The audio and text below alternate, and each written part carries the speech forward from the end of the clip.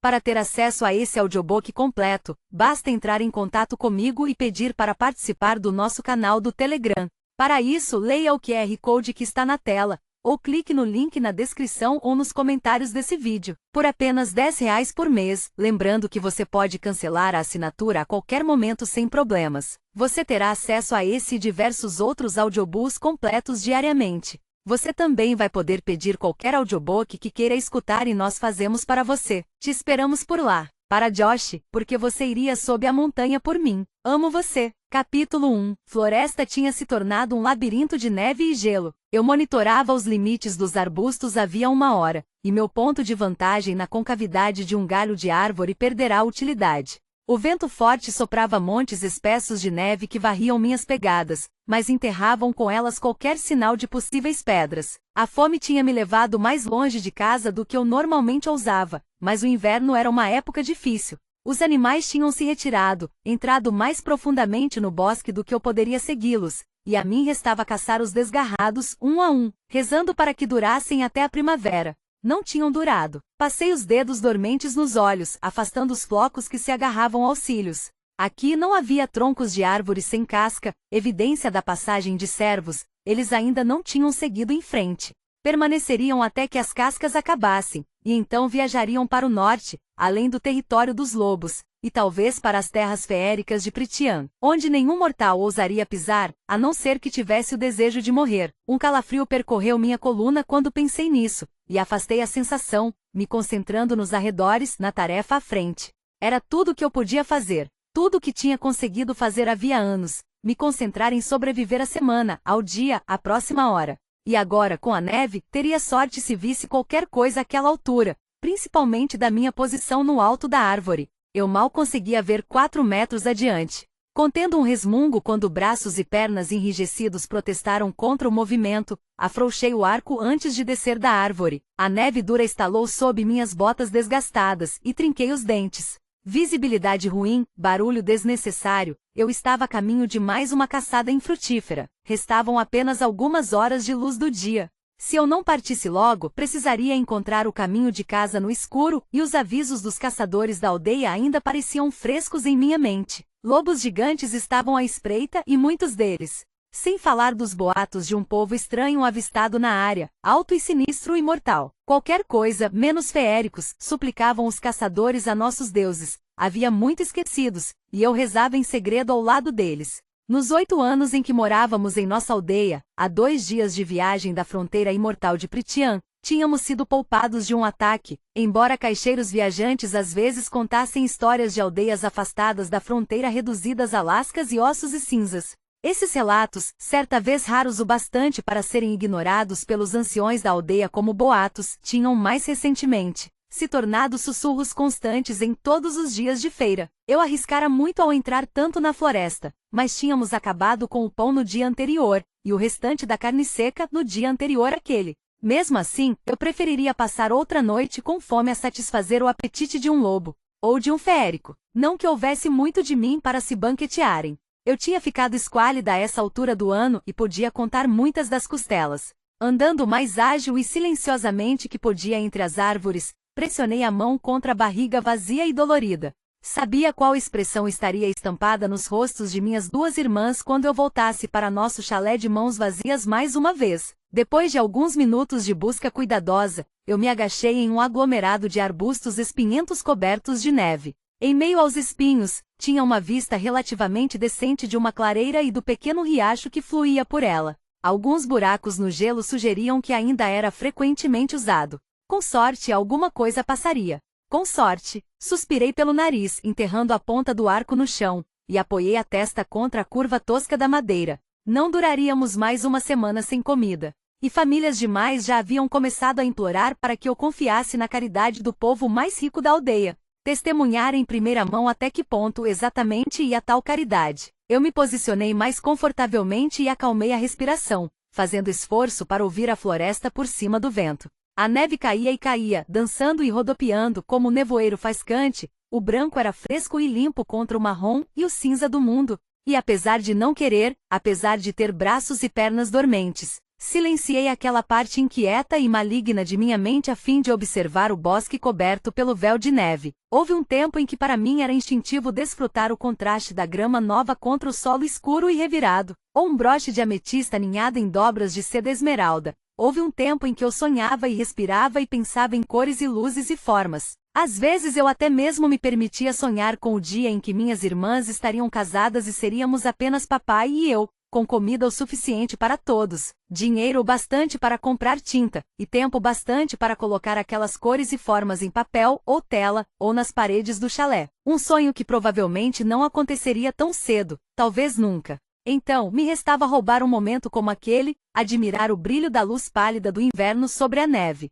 Não conseguia me lembrar da última vez que tinha parado a fim de admirar qualquer coisa linda ou interessante. Horas de ócio em um celeiro decrépito com Isaac e Ali não contavam. Aquelas horas eram vorazes e vazias e às vezes cruéis, mas nunca lindas. O vento uivante se transformou em um suspiro baixo. A neve passou a cair preguiçosamente em punhados grandes e gorduchos que se acumulavam em cada fresta e protuberância das árvores. Hipnotizante a beleza letal e suave da neve. Eu me encolhi diante do pensamento de precisar voltar para as estradas lamacentas e congeladas da aldeia, para o calor abafado de nosso chalé. Arbustos farfalharam na clareira. Sacar o arco foi uma questão de instinto. Olhei entre os espinhos e prendi o fôlego. A menos de 30 passos estava uma pequena corça, ainda não muito magricela devido ao inverno, mas desesperada o suficiente para arrancar a casca de uma árvore na clareira. Uma corça como aquela poderia alimentar minha família durante uma semana ou mais. Minha boca se encheu d'água. Silenciosa como o vento que ciciava entre as árvores mortas, mirei. Ela estava tão distraída, tão alheia ao fato de que a própria morte esperava a metros de distância. A corça continuou rasgando tiras de casca, mastigando devagar. Eu poderia secar metade da carne, e nós poderíamos imediatamente comer o restante. Ensopados, tortas, a pele poderia ser vendida, ou talvez transformada em roupa para uma de nós. Eu precisava de botas novas, mas Elaine precisava de um manto novo, e nesta queria qualquer coisa que fosse de outra pessoa. Mas havia um par de olhos dourados brilhando nos arbustos adjacentes. A floresta ficou em silêncio. O vento morreu. Até a neve parou. Nós mortais não tínhamos mais deuses para quem rezar, mas, se eu soubesse seus nomes perdidos, teria rezado. Para todos eles. Escondido no arbusto, o lobo se aproximou, o olhar fixo na corça distraída. Era enorme, do tamanho de um pônei. Minha boca secou. Era um dos imensos lobos sobre os quais eu fora avisada. Jamais tinha visto um tão grande, e mesmo assim, ele permanecia despercebido pela corça. Se era de Pritian, se era de alguma forma feérico, então virar comida era a menor de minhas preocupações. Se ele era feérico, eu já deveria estar correndo. Mas talvez fosse um favor ao mundo, à minha aldeia, a mim mesma, matá-lo enquanto eu estava oculta. Atravessar uma flecha em seu olho não seria um problema. Mas apesar do tamanho, ele parecia um lobo, se movia como um lobo. Animal, assegurei a mim mesma. Apenas um animal. Eu tinha uma faca de caça e 3 flechas. As 2 primeiras eram comuns, simples e eficientes, mas que provavelmente não seriam mais que picadas de abelha para um lobo daquele tamanho. Mas a terceira flecha, a mais longa e mais pesada, eu comprara de um caixeiro viajante durante um verão em que tínhamos cobre suficiente para alguns luxos. Uma flecha entalhada de freixo, armada com uma ponta de ferro. Todos sabiam que os feéricos odiavam ferro, mas era a madeira do freixo que fazia com que sua magia curadora e imortal falhasse por tempo suficiente para que um humano lhes desse um golpe mortal. Pelo menos era o que diziam os boatos. A única prova que tínhamos da eficácia do freixo era a raridade da madeira. Eu estudara desenhos das árvores, mas nunca vira uma com meus olhos, não depois que os grão-feéricos as tinham queimado, há muito tempo. Então restavam poucas, a maioria pequena e retorcida, e escondida pela nobreza em bosques murados. Passei semanas depois da compra debatendo se aquele pedaço excessivamente caro de madeira tinha sido um desperdício de dinheiro, e durante 3 anos, a flecha de freixo ficará guardada, inutilizada na aljava. Agora, eu rapidamente a sacava, contendo os movimentos ao mínimo, eficientemente,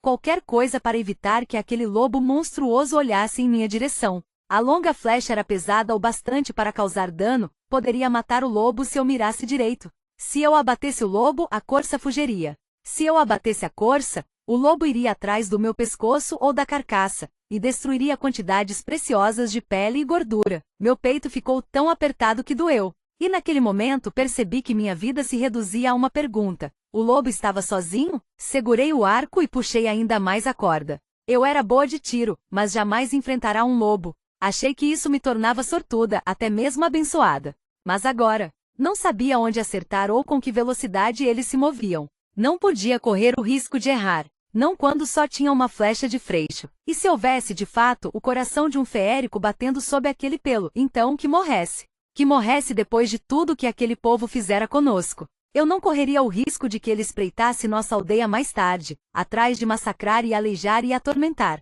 Que morresse ali naquele momento. Eu ficaria feliz em acabar com ele. O lobo se esgueirou mais para perto, e um galho se partiu sob uma das patas, cada uma maior que minha mão. A corça ficou rígida. Ela olhou para os dois lados, os ouvidos se esticando na direção do céu cinzento.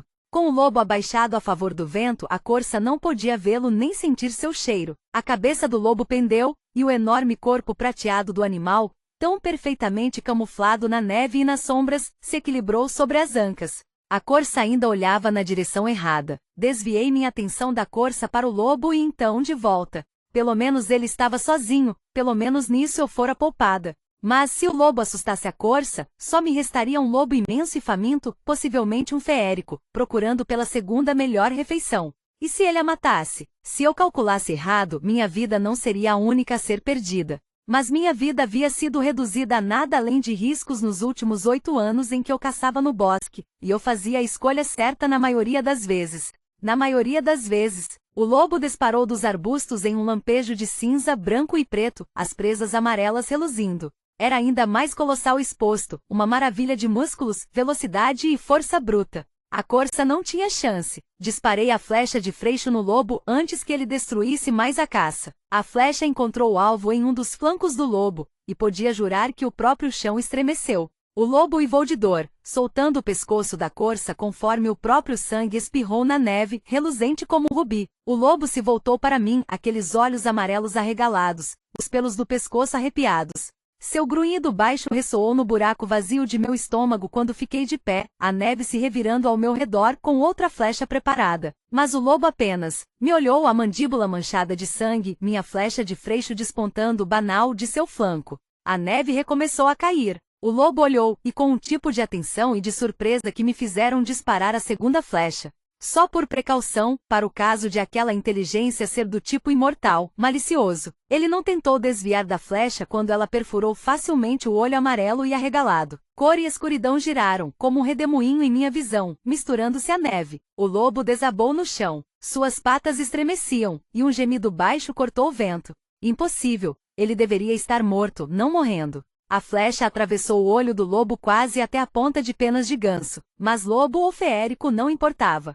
Não com aquela flecha de freixo enterrada no flanco. Mesmo assim, minhas mãos tremeram quando afastei a neve do caminho e me aproximei dele, ainda mantendo uma boa distância. Sangue jorrava dos ferimentos que eu causara, manchando a neve de carmesim. O lobo batia com a pata no chão, a respiração já mais lenta. Será que sentia muita dor, ou o choro era apenas uma tentativa de afastar a morte? Eu não tinha certeza se queria saber. A neve girou ao nosso redor. Encarei o lobo até que aquele manto de carvão, obsidiana e marfim parasse de se elevar e descer. Lobo e definitivamente apenas um lobo, apesar de seu tamanho. O aperto em meu peito diminuiu, e meu fôlego se condensou diante de mim quando suspirei. Pelo menos a flecha de freixo tinha se provado letal, independentemente de quem e o que ela abatesse. Uma avaliação rápida da corça indicou que eu só podia carregar um animal, e mesmo isso seria difícil. Mas era uma pena deixar o lobo, embora tivesse desperdiçado minutos preciosos a minutos durante os quais qualquer predador poderia sentir o cheiro do sangue fresco. Tirei a pele do lobo e limpei as flechas o melhor que pude. Pelo menos aqueceu minhas mãos.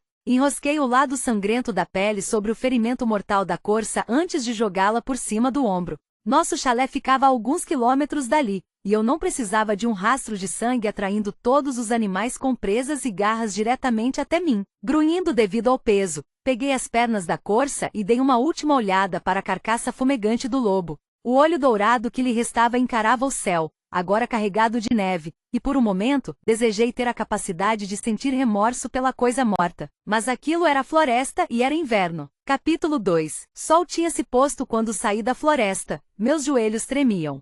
Minhas mãos, rígidas por segurar as pernas do servo, haviam ficado completamente dormentes quilômetros atrás. Nem mesmo a carcaça conseguia afastar o frio que se intensificava. O mundo estava coberto por matizes de azul escuro, interrompidos apenas por raios de luz amanteigada que escapavam das janelas fechadas de nosso chalé em ruínas. Era como caminhar por uma pintura viva, um momento de quietude tornado mais lindo pela agilidade com que os azuis se transformavam em escuridão sólida. Conforme me arrastava pelo caminho, cada passo impulsionado apenas pela fome quase desnorteadora, as vozes de minhas irmãs flutuaram até me encontrar. Não precisei discernir as palavras para saber que muito provavelmente conversavam sobre algum rapaz, ou sobre as fitas que viram na aldeia, quando deveriam cortar lenha, mas sorri um pouco mesmo assim. Chutei as botas contra o batente da porta de pedra, tirando a neve do solado. Pedaços de gelo se desprenderam das pedras cinza do chalé, revelando as marcas de proteção desbotadas entalhadas no portal.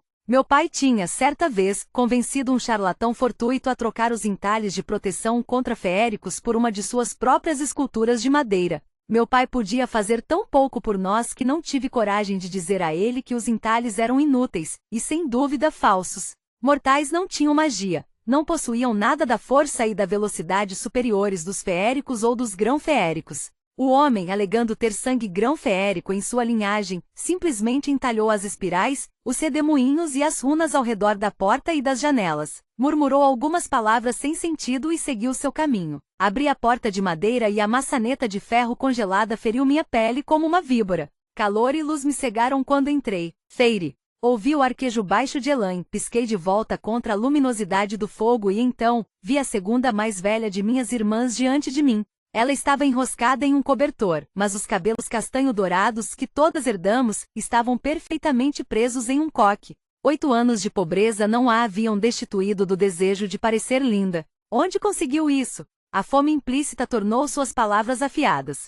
Não mencionou o sangue em mim. Eu desistira, havia muito, de que elas reparassem se eu voltava da floresta toda noite. Pelo menos até que ficassem com fome de novo. Minha mãe não as obrigara a jurar nada em seu leito de morte. Respirei para me acalmar quando soltei a corça dos ombros. O animal acertou a mesa de madeira com um estampido, chacoalhando uma xícara de cerâmica do outro lado. Onde acha que consegui? Minha voz tinha ficado rouca. Desenrolei a pele de lobo do corpo da corça e após descalçar as botas e colocá-las ao lado da porta, eu me virei para Elaine. Seus olhos castanhos, os olhos de meu pai, permaneceram na corça. Vai demorar muito para você limpar? Eu. Não ela, não as outras. Nunca vi as mãos de minhas irmãs grudentas de sangue e pele. Eu aprenderá a preparar e limpar minhas caças, graças à instrução de outros. Meu pai e Nesta ainda estavam sentados à lareira, aquecendo as mãos, e minha irmã mais velha o ignorava, como sempre. Elaine continuou encarando a carcaça, pressionando a mão contra a barriga, provavelmente tão vazia e dolorida quanto a minha. Não que Elaine fosse cruel. Ela não era como Nesta, que nascerá com desprezo no rosto. Elaine às vezes apenas não entendia as coisas. Não era maldade que a impedia de oferecer ajuda, simplesmente não lhe ocorria que pudesse ser capaz de sujar as mãos. Jamais consegui decidir se ela realmente não entendia que éramos pobres de verdade, ou se simplesmente não queria aceitar o fato. Isso, mesmo assim, não me impedia de comprar sementes para o jardim de flores que ela cultivava nos meses mais amenos, sempre que podia pagar por elas. E não impedir Elaine de me comprar 3 pequenas latas de tinta vermelha, amarela e azul, durante aquele mesmo verão em que consegui o suficiente para comprar a flecha de Freixo. Foi o único presente que ela me deu, e nossa casa ainda tinha as marcas dele, mesmo que a tinta estivesse agora desbotando ou descascando. Pequenas vinhas e flores ao longo das janelas e dos batentes, e nas beiradas de coisas, minúsculas espirais de chama nas pedras que ladeavam a lareira. Qualquer minuto a mais que eu tivesse naquele farto verão usava para ornamentar a casa com cores, às vezes escondendo pequenas decorações dentro de gavetas, atrás das cortinas puídas, sob as cadeiras e na mesa. Não tivemos um verão tão tranquilo desde então. Feire. A voz profunda e rouca de meu pai veio da lareira. A barba escura estava perfeitamente aparada, o rosto impecável, como os de minhas irmãs. Que sorte você teve hoje de nos trazer tal banquete. Ao lado de meu pai, Nesta riu com escárnio. Não era surpreendente. O mínimo sinal de elogio para qualquer um. Eu, Elaine, outros aldeões, costumava ser brindado com seu desprezo. E toda palavra de nosso pai costumava ser ridicularizada por Nesta também. Estiquei as costas, quase cansada demais para ficar de pé. mas apoiei a mão à mesa ao lado da corça quando lancei um olhar a Nesta. De nós, ela sofrerá mais com a perda de nossa fortuna. Secretamente se ressentia de meu pai desde o momento em que fugimos de nossa mansão, mesmo depois daquele dia horrível em que um dos credores veio mostrar o quanto estava infeliz com a perda de seu investimento. Mas pelo menos Nesta não enchia nossas cabeças com conversas inúteis sobre recuperar a riqueza, como meu pai. Não, ela apenas gastava todo o dinheiro que eu não escondesse, e raramente se dava o trabalho de reconhecer a presença manca de meu pai. Havia alguns dias em que eu não sabia dizer qual de nós era o mais desprezível e amargo. Podemos comer metade da carne esta semana, falei, virando o olhar para a corça. O animal ocupava toda a mesa bamba que servia como nossa mesa de jantar, de trabalho e cozinha.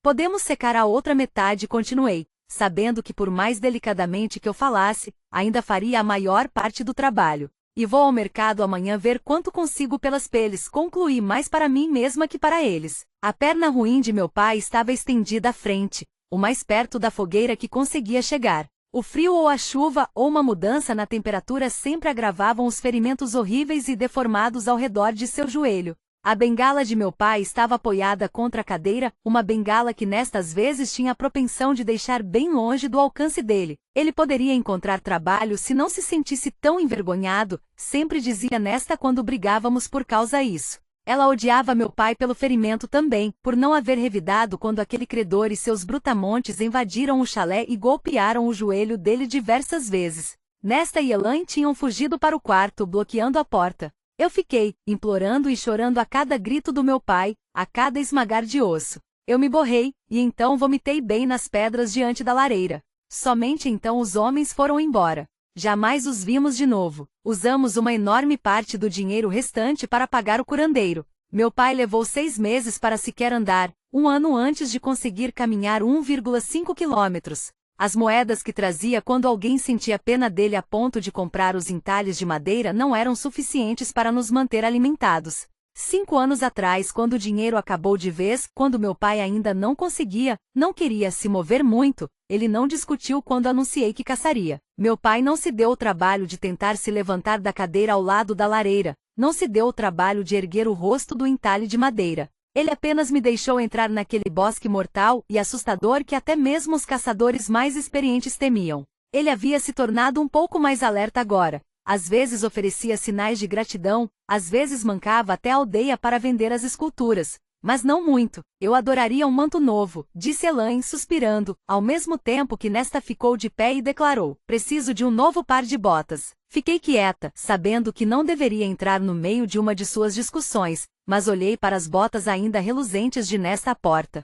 Ao lado das dela, minhas botas pequenas demais se desfaziam na costura, unidas apenas por cadarços puídos. Mas estou congelando com meu manto velho e em frangalhos, implorou Elaine. Vou tremer até a morte. Ela fixou os olhos arregalados em mim e falou, por favor, Feire. Elaine pronunciou as 2 sílabas de meu nome, Feire, com o choro mais terrível que eu já ouvirá, e então, Nesta emitiu um estalo alto com a língua antes de mandar Elaine se calar. Esqueci as 2 quando começaram a discutir quem ficaria com o dinheiro das peles no dia seguinte, e notei meu pai, agora de pé à mesa, uma das mãos apoiada contra o móvel a fim de aliviar o peso enquanto inspecionava a corça. Fiquei tensa quando a atenção dele se voltou para a enorme pele de lobo. Os dedos de meu pai, ainda macios como os de um cavalheiro, viraram a pele e traçaram uma linha pela parte inferior ensanguentada. Os olhos escuros de meu pai se voltaram para os meus. Feire, murmurou ele, e a boca se tornou uma linha contraída. Onde conseguiu isto? No mesmo lugar em que consegui a corça, respondi, a voz igualmente baixa, minhas palavras frias e afiadas. O olhar de meu pai percorreu o arco e a aljava presos a minhas costas, a faca de caça com cabo de madeira na lateral de meu corpo. Os olhos dele se encheram d'água. Feire, o risco. Indiquei a pele com o queixo, incapaz de evitar o tom afiado da voz quando falei. Não tive escolha. O que eu queria dizer de verdade era: você sequer se dá o trabalho de tentar sair de casa na maioria dos dias. Se não fosse por mim, passaríamos fome. Se não fosse por mim, estaríamos mortos. Feire, repetiu ele, e fechou os olhos. Minhas irmãs tinham se calado, e ergui o rosto a tempo de flagrar Nesta enrugando o nariz ao fungar. Ela pegou meu manto. Você fede a porco coberto pelos próprios excrementos. Pode ao menos tentar fingir que não é uma camponesa ignorante? Não deixei a mágoa transparecer. Eu era nova demais para aprender mais que o básico da etiqueta, da leitura e da escrita quando nossa família caiu em desgraça, e ela jamais me deixava esquecer. Nesta recuou e passou o dedo sobre os cachos trançados dos cabelos castanho-dourados. Tire essas roupas nojentas. Eu me demorei, engolindo as palavras que queria latir de volta para ela. 3 anos mais velha que eu, nesta de alguma forma, parecia mais nova, as bochechas douradas sempre coradas com um delicado rosa vibrante. Pode colocar uma panela de água no fogo e lenha na lareira? Mas enquanto perguntava, reparei na pilha de madeira. Restava um só pedaço de lenha. Achei que iriam cortar lenha hoje. Nesta limpou as longas unhas cuidadas. Odeio cortar lenha. Sempre fico com farpas. Ela me olhou por baixo dos cílios escuros. De todas nós, nesta se parecia mais com mamãe. Além do mais, Feire, disse ela com um biquinho, você é muito melhor nisso. Leva metade do tempo que eu levo. Suas mãos são melhores para isso, já são tão ásperas. Meu maxilar se contraiu. Por favor, pedi lutando contra a raiva, sabendo que uma discussão era a última coisa que eu queria ou de que precisava. Por favor, levante-se ao amanhecer para cortar a lenha. Desabotoei a parte de cima da túnica. Ou comeremos o café da manhã frio. Suas sobrancelhas se uniram. Não vou fazer tal coisa, mas eu já me dirigi ao pequeno segundo quarto, no qual nós, garotas, dormíamos. Elaine murmurou uma súplica baixa nesta, o que lhe garantiu um sibilo em resposta.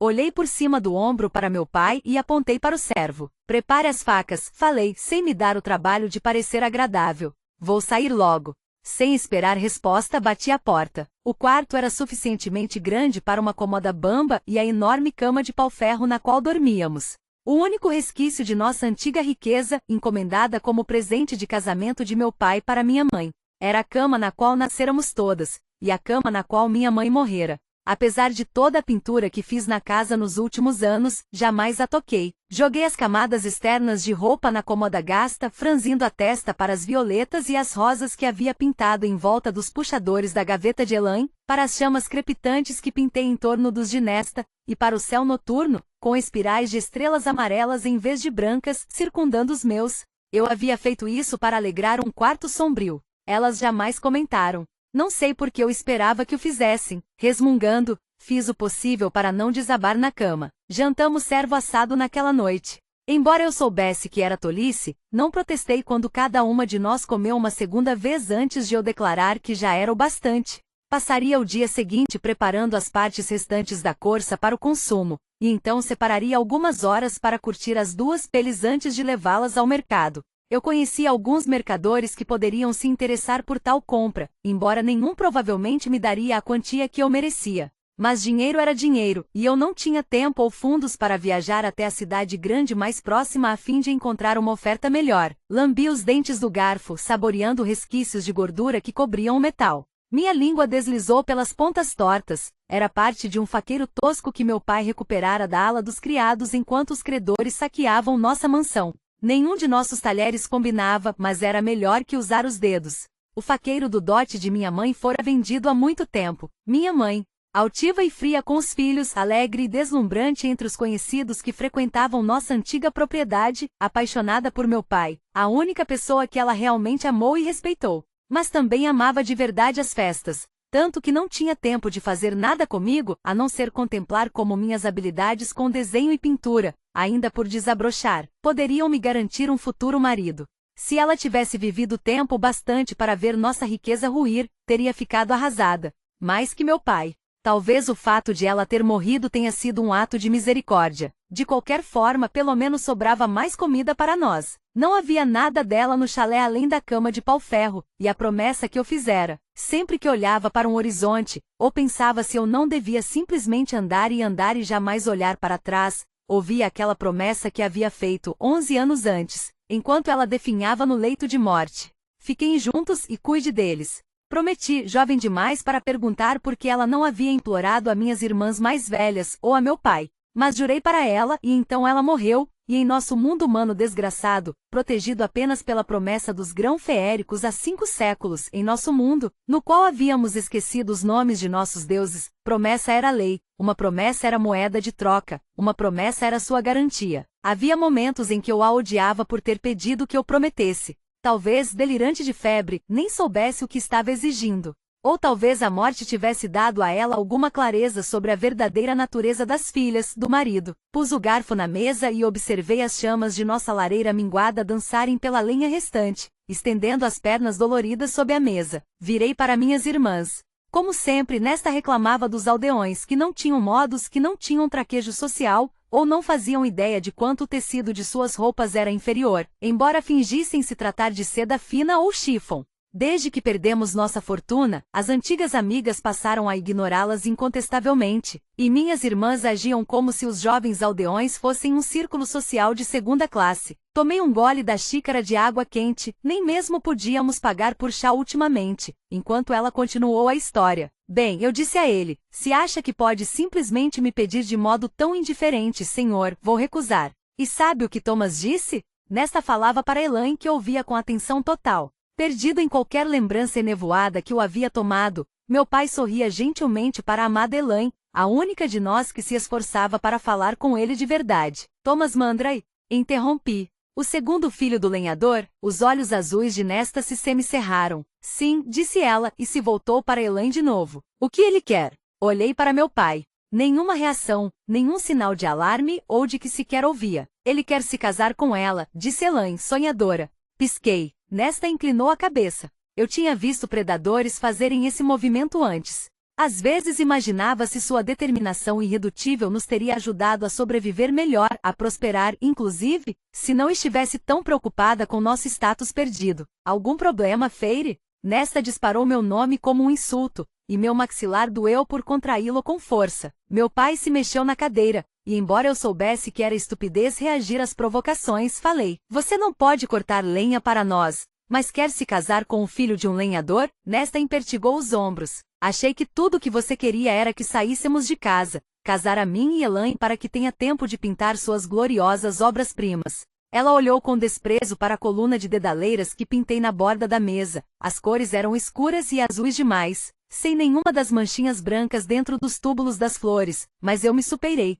mesmo que tivesse sofrido por não ter tinta branca, para fazer algo tão defeituoso e duradouro. Ignorei o insulto, embora desejasse cobrir a pintura com a mão. Talvez no dia seguinte eu simplesmente a raspasse da mesa de vez. Acredite, falei para Nesta, no dia em que quiser se casar com alguém, vou marchar até a casa dele e entregá-la. Mas não vai se casar com Thomas. As narinas de Nesta se dilataram delicadamente. Não há nada que possa fazer. Clary Bedor me contou esta tarde que Thomas vai me pedir em casamento a qualquer momento agora. E então, nunca mais vou precisar comer essas sobras de novo. Ela acrescentou com um leve sorriso. Pelo menos não preciso recorrer a me deitar no feno com Isaac Ali, como se fosse um animal. Meu pai soltou uma tosse envergonhada, virando o rosto para a cama dele ao lado da lareira. Jamais dissera uma palavra contra Nesta por medo ou culpa, e aparentemente não começaria agora, mesmo que aquela fosse a primeira vez que ele ouvia falar de Isaac. Apoiei as palmas das mãos na mesa enquanto a encarava. Elaine tirou a mão de onde estava, como se a terra e o sangue sob minhas unhas, de alguma forma, fossem saltar para sua pele de porcelana. A família de Thomas vive melhor que a nossa por pouco, argumentei, tentando evitar grunhir. Você seria apenas mais uma boca para alimentar. Se ele não sabe disso, então os pais devem saber. Mas Thomas sabia, tínhamos nos esbarrado na floresta antes. Vi o brilho de fome desesperada em seus olhos quando Thomas me flagrou carregando uma penca de coelhos. Eu jamais matara outro ser humano, mas, naquele dia, minha faca de caça pareceu um peso na lateral do corpo. Fiquei longe do caminho dele desde então. Não podemos pagar um dote, continuei, e embora meu tom de voz fosse firme, minha voz ficou mais baixa. Para nenhuma de vocês. Se Nesta quisesse ir embora, tudo bem. Que bom. Eu estaria mais perto de alcançar aquele glorioso e tranquilo futuro, de conseguir uma casa calma e comida ao bastante tempo para pintar. Mas não tínhamos nada, absolutamente nada para atrair qualquer pretendente a tirar minhas irmãs de minhas mãos. Estamos apaixonados, declarou Nesta e Elaine assentiu. Quase ri. Quando tinham deixado de desejar aristocratas para paquerar camponeses? Amor não alimenta barriga vazia, repliquei, mantendo o olhar o mais firme possível. Como se a tivesse golpeado, Nesta deu um salto do banco. Você só está com ciúmes. Ouvi falar que Isaac vai se casar com alguma camponesa de Greenfield por um bom dote. E eu também. Isaac tinha se gabado disso na última vez em que nos encontramos. Ciúmes? Falei devagar, cavando fundo para esconder o ódio. Não temos nada para oferecer a eles, nenhum dote, nem mesmo gado. Embora Thomas possa querer se casar com você, você é um fardo. O que você sabe? Sussurrou Nesta. É apenas uma besta semi-selvagem, com coragem de dar ordens dia e noite. Continue assim e algum dia, Fairy, não haverá ninguém para se lembrar de você, ou para se importar com o fato de que você sequer existiu. Ela saiu irritada, e Elaine disparou atrás dela, arrulhando sua simpatia. As duas bateram a porta do quarto que compartilhávamos com tanta força que a louça chacoalhou. Eu tinha ouvido aquelas palavras antes, e sabia que ela só as repetia porque encolhi o corpo da primeira vez que Nesta as dissera. Ainda doíam mesmo assim. Tomei um longo gole da xícara lascada. O banco de madeira sob meu pai rangeu quando ele se mexeu. Tomei outro gole e falei, você deveria colocar juízo nela. Meu pai examinou uma marca de queimadura na mesa. O que eu posso dizer? Se é amor, não pode ser amor, não da parte dele. Não com aquela família desprezível. Já viu o modo como anda pela aldeia, ele quer algo de Nesta, e não é sua mão, hein? Precisamos de esperança tanto quanto precisamos de pão e carne, interrompeu meu pai, os olhos vívidos por um raro momento. Precisamos de esperança ou não sobreviveremos. Então deixe que ela mantenha a esperança, Fairy. Deixe que imagine uma vida melhor, um mundo melhor. Eu me levantei da mesa, os dedos se fechando em punhos, mas não havia para onde correr em nosso chalé de 2 quartos. Olhei para a pintura desbotada da dedaleira na beira da mesa. As flores mais na borda já estavam lascadas e sumindo, a parte mais baixa do caule tinha se apagado por completo. Em alguns anos teria desaparecido, sem deixar marcas de que estivera ali. De que eu estivera ali. Quando olhei para meu pai, meu olhar era ríspido. Isso não existe. Capítulo 3. Neve pisoteada, cobrindo a estrada para nossa aldeia, estava salpicada de marrom e preto por conta do tráfego de carroças e cavalos. Elaine e Nesta emitiam estalos com a língua e faziam caretas conforme seguíamos pela estrada, desviando das partes especialmente nojentas. Eu sabia porque tinham vindo. Elas olharam uma vez para as peles que eu havia dobrado na sacola e pegaram as capas. Não me dei o trabalho de falar com elas, pois as duas não se dignaram a falar comigo depois da noite anterior, embora Nesta tivesse acordado ao amanhecer para cortar lenha. Provavelmente porque sabia que eu venderia as peles no mercado naquele dia e voltaria para casa com dinheiro no bolso. Elas me seguiram pela estrada solitária, caminhando pelos campos cobertos de neve, até nossa aldeia em ruínas. As casas de pedra da aldeia eram medíocres e entediantes, e pareciam ainda mais tristes pela desolação do inverno. Mas era dia de mercado, o que significava que a minúscula praça no centro da aldeia estaria cheia de todo tipo de mercadores que tivessem encarado a manhã gelada. A um quarteirão o cheiro de comida quente pairava no ar, temperos que incitavam o fundo de minha memória, chamando. Elaine soltou um grunhido baixo atrás de mim. Temperos, sal, açúcar, mercadorias raras para a maioria dos habitantes de nossa aldeia, impossíveis de comprar. Se eu me saísse bem no mercado, talvez tivesse o suficiente para comprar algo delicioso para nós. Olhei para trás, abrindo a boca para sugerir, mas viramos a esquina e quase tropeçamos umas nas outras quando paramos ao mesmo tempo. Que a luz imortal brilhe sobre vocês, irmãs, disse a jovem de túnica pálida diretamente em nosso caminho. Nesta e Elaine estalaram a língua, contive um gemido. Perfeito. Exatamente do que precisava, os filhos dos abençoados na aldeia, em dia de mercado, distraindo e agitando todos. Os anciões da aldeia costumavam permitir que eles permanecessem ali apenas por algumas horas, mas a mera presença dos tolos fanáticos que ainda adoravam os grão-feéricos deixava as pessoas nervosas. Me deixava nervosa. Há muito tempo, os grão-feéricos tinham sido nossos senhores supremos, não deuses. E eles certamente não foram bondosos. A jovem estendeu as mãos brancas como a lua em um gesto de cumprimento, um bracelete de sinos de prata, prata de verdade, tilintando no pulso. Tem um momento para poder ouvir a palavra dos abençoados? Não, rebateu Nesta com desprezo, ignorando as mãos da garota e cutucando Elaine para que caminhasse. Não temos. Os cabelos escuros e soltos da jovem reluziam à luz da manhã, e seu rosto limpo e descansado brilhava enquanto a garota abria um belo sorriso. Havia 5 outros acólitos atrás dela, rapazes e mulheres, de cabelos longos, não cortados, todos perscrutando o mercado em busca de jovens para incomodar. Só levará 1 minuto, disse a seguidora, postando-se à frente de Nesta. Era impressionante e impressionante mesmo, ver Nesta ficar ereta como uma vareta, esticar os ombros e olhar com o nariz empinado para a jovem, como uma rainha sem trono. Vá cuspir suas baboseiras fanáticas para algum tolo.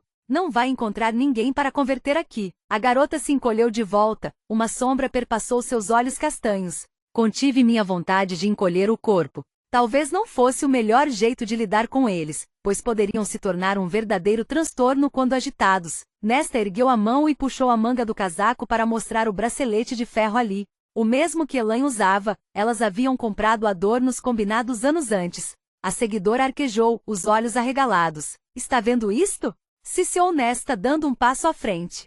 A seguidora recuou. É isto que deveria estar usando. Não os sininhos de prata para atrair aqueles monstros feéricos. Como ousa usar essa afronta vil contra nossos amigos imortais? Vá pregar em outra aldeia, disparou Nesta. Duas bonitas e gorduchas esposas de fazendeiros passaram andando a caminho do mercado, de braços dados. Conforme se aproximaram dos acólitos, seus rostos se contorceram com expressões idênticas de desprezo. Prostituta amante de feéricos, grunhiu uma delas para a jovem. Eu não pude discordar. Os acólitos ficaram em silêncio. A outra aldeã, abastada o suficiente para ter um colar farto de ferro trançado ao redor da garganta, semicerrou os olhos, o lábio superior se afastando dos dentes. Vocês, idiotas, não entendem o que aqueles monstros fizeram conosco durante tantos séculos? O que ainda fazem por diversão quando podem sair impunes? Vocês merecem o fim que encontrarão nas mãos dos feéricos. Tolos e prostitutas, todos vocês. Nesta assentiu para as mulheres conforme seguiram seu caminho. Nós nos voltamos para a jovem ainda parada diante de nós, e até mesmo Elaine franziu a testa com desprezo. Mas a jovem respirou fundo, o rosto mais uma vez se tornando sereno, e falou: Eu vivia nessa ignorância também até ouvir a palavra dos abençoados. Cresci em uma aldeia parecida com esta, tão desolada e sombria quanto. Mas há menos de um mês, uma amiga de minha prima foi para a fronteira como oferenda a Pritian, e não retornou. Agora vive entre riquezas e conforto, como a noiva de um grão feérico, e vocês também poderiam se parassem um momento para... Ela provavelmente foi devorada, ciciou Nesta. Por isso não voltou. Ou pior, pensei, se um grão feérico estava realmente envolvido em encorajar a entrada de uma humana em Pritian. Nunca encontrei os grão feéricos cruéis e vagamente semelhantes a humanos que governavam a própria Pritian, ou os feéricos que ocupavam as terras deles com escamas e asas, e longos braços pendentes que poderiam arrastar alguém para muito, muito abaixo da superfície. Eu não sabia o que seria pior de enfrentar. O rosto da seguidora se contraiu. Nossos mestres benevolentes jamais nos feririam de tal forma. Pritian é uma terra de paz e fartura. Caso os abençoassem com sua atenção, vocês ficariam felizes por viver entre eles. Nesta revirou os olhos. Elaine lançava olhares de nós para o mercado adiante, para os aldeões que agora também nos observavam. Era hora de ir. Nesta abriu a boca de novo, mas me coloquei entre elas e percorri os olhos pelas vestes azul pálidas da jovem, as joias de prata, a limpeza profunda da pele. Não havia marca ou sujeira. Você está lutando uma batalha vencida, declarei. Uma causa digna. A garota deu um sorriso beato. Dei um leve empurrão em Nesta para que saísse andando, e então falei para a seguidora. Não, não é. Pude sentir a atenção dos acólitos ainda sobre nós conforme caminhamos para a movimentada praça do mercado, mas não olhei para trás. Eles iriam embora logo, pregar em outra aldeia. Precisaríamos tomar um caminho mais longo para fora da aldeia a fim de evitá-los. Quando nos afastamos o bastante, olhei por cima do ombro para minhas irmãs. O rosto de Elaine permanecia fixo com espanto, mas os olhos de Nesta pareciam tempestuosos, os lábios contraídos. Imaginei se voltaria batendo os pés para a garota e começaria uma briga. Não era meu problema, não agora. Encontro vocês aqui em uma hora, falei, e não lhes dei tempo de grudarem em mim antes de seguir para a praça lotada. Levei 10 minutos para contemplar minhas 3 opções. Havia meus compradores de sempre, o sapateiro enrugado e o alfaiate de olhar aguçado, que frequentava nosso mercado, vindo de uma aldeia próxima. E então o desconhecido, uma mulher grande como uma montanha, sentada na beira da fonte quadrada de nossa praça em ruínas, sem qualquer carrinho ou barraquinha, mas parecendo disposta a negociar mesmo assim. Suas cicatrizes e as armas que carregava delatavam facilmente. Era uma mercenária. Eu conseguia sentir os olhos do sapateiro e do alfaiate em mim, sentir seu desinteresse fingido conforme avaliavam a sacola que eu levava. Tudo bem, seria um daqueles dias então. Eu me aproximei da mercenária cujos grossos cabelos escuros eram cortados na altura do queixo. O rosto bronzeado da mulher parecia lapidado em granito, e seus olhos negros se semicerraram levemente quando me viram. Tinha olhos tão interessantes, não apenas de um tom de preto, mas de muitos, com toques de castanho que reluziam entre as sombras. Afastei aquela parte inútil de minha mente, os instintos que me faziam pensar em cor e luz e forma, e mantive meus ombros para trás conforme a mulher me avaliava como ameaça ou empregadora potencial. Suas armas reluzentes e perigosas bastaram para me fazer engolir em seco e estacar a uns bons 60 centímetros de distância. Não troco mercadorias por meus serviços, disse ela, a voz carregada com um sotaque que nunca tinha ouvido antes. Só aceito dinheiro. Alguns aldeões que passavam tentaram não parecer interessados em nossa conversa, principalmente quando falei. Então você não terá sorte neste tipo de lugar. Ela se agigantava mesmo sentada. Qual é seu interesse em mim, menina? A mulher podia ter qualquer idade entre 25 e 30. Mas imaginei que eu parecesse uma menina para ela, vestindo minhas camadas de roupas, magricela de fome. Tenho uma pele de lobo e outra de corça para vender. Achei que pudesse estar interessada em comprá-las. Você as roubou? Não. Fixei os olhos nos dela. Cacei eu mesma. Juro. A mulher me esquadrinhou com aqueles olhos escuros de novo. Como? Não foi uma pergunta, mas uma ordem. Talvez fosse alguém que tivesse encontrado outros que não consideravam sagrados os juramentos, as palavras como compromisso, e havia punido as pessoas adequadamente. Então contei a ela como havia abatido os dois, e quando terminei, a mulher apontou minha sacola com a mão. Deixe-me ver. Peguei as duas peles dobradas cuidadosamente. Você não estava mentindo quanto ao tamanho do lobo, murmurou a mulher, mas não parece um feérico. Ela examinou as peles com um olho de especialista, percorrendo as mãos por cima e por baixo. A mulher deu o preço. Pesquei, mas contive a vontade de pescar uma segunda vez. Ela ofereceu um preço alto, muito alto. Encarei a mulher em silêncio. Ela olhou para além de mim, depois de mim. Presumo que aquelas duas meninas observando do outro lado da praça sejam suas irmãs. Vocês todas têm esse cabelo acobreado e esse olhar faminto. De fato, elas ainda estavam tentando ao máximo ouvir sem ser vistas. Não preciso de sua piedade. Não, mas precisa de meu dinheiro, e os outros mercadores foram avarentos a manhã toda. Todos estão distraídos demais por aqueles fanáticos de olhos arregalados se lamuriando pela praça. A mulher indicou com o queixo os filhos dos abençoados, que ainda soavam seus sininhos de prata e saltavam no caminho de qualquer um que tentasse passar. A mercenária dava um leve sorriso quando me voltei para ela. Depende de você, menina. Por quê? A mulher deu de ombros. Um dia alguém fez o mesmo por mim e pelos meus, numa época em que eu mais precisava. Imaginei que fosse a hora de pagar o que devo. Eu a observei de novo, sopesando. Meu pai tem umas esculturas de madeira que eu também poderia lhe dar, para que fique mais justo. Viajo com pouco e não tenho necessidade delas. Estas, no entanto, a mulher deu tapinhas nas peles que estavam nas mãos dela. Me poupam o trabalho de matar os animais eu mesma. Assenti, as bochechas ficando quentes à medida que a mulher levava a mão para a bolsa de moedas dentro do casaco pesado. Estava cheia e pesada com, no mínimo, prata, possivelmente ouro, se o tilintar fosse algum indicativo. Mercenários costumavam ser bem pagos em nosso território. Nosso território era pequeno e pobre demais para manter um exército a postos a fim de monitorar a muralha contra Pritian, e os aldeões só podiam contar com a força do tratado forjado 500 anos antes. Mas a classe alta podia contratar espadachins como aquela mulher para vigiar as terras que faziam fronteira com o reino imortal. Era uma ilusão de conforto, exatamente como as marcas em nosso portal. Todos sabíamos, bem no fundo, que não havia nada a ser feito contra os feéricos. Todos tínhamos ouvido, independentemente de classe ou patente, desde o momento em que nascemos, os avisos cantados para nós enquanto nos balançavam em berços, ou as rimas entoadas nos pátios das escolas. Um dos grão-feéricos poderia transformar nossos ossos em pó a 100 metros de distância. Não que minhas irmãs e eu tivéssemos visto, mas mesmo assim tentávamos acreditar que alguma coisa, qualquer coisa pudesse funcionar contra eles se algum dia os encontrássemos. Havia duas barracas no mercado que alimentavam esses medos, oferecendo amuletos e bugigangas, e encantamentos e pedaços de ferro. Eu não podia pagar por eles, e se de fato funcionassem, só nos dariam alguns minutos para nos preparar. Correr era inútil, lutar também.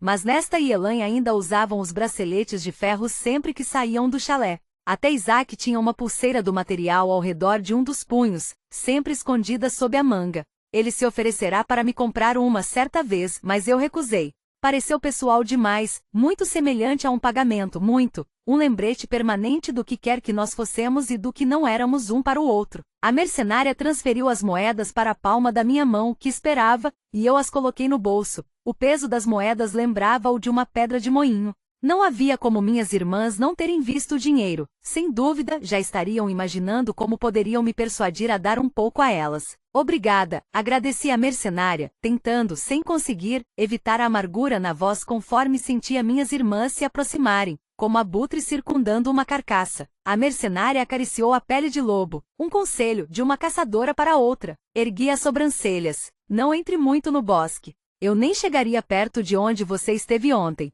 Um lobo deste tamanho seria o menor de seus problemas. Mais e mais, ouço histórias daquelas coisas atravessando o muro. Um calafrio percorreu minha espinha. Elas vão atacar? Se fosse verdade, eu encontraria um modo de tirar minha família deste território miserável e úmido, e rumaria para o sul, para longe da muralha invisível que dividia nosso mundo, antes que pudessem cruzá-la. Houve um tempo, há muito tempo, e durante milênios antes disso, em que éramos escravizados dos senhores grão-feéricos.